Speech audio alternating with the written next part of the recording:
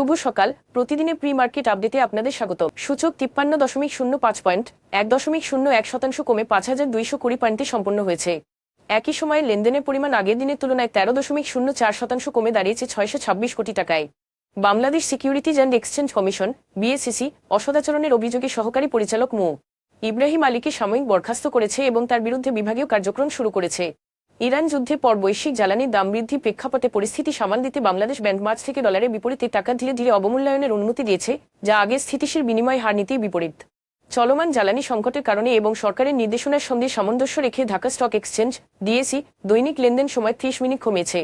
সরকার জরুরি ভিত্তিতে কাজাখস্তান থেকে 0.1 মিলিয়ন টন ডিজেল এবং সিঙ্গাপুর থেকে 2টি এলএনজি কার্গো আমদানির অনুমোদন দিয়েছে, যাতে চলমান উপসাগরীয় সংকটের মধ্যে জ্বালানি মজুত শক্তিশালী করা যায়। এ পর্যন্তই। বিকেলে আবারও আসছি শেয়ার বাজারের সর্বশেষ আপডেট নিয়ে। ধন্যবাদ।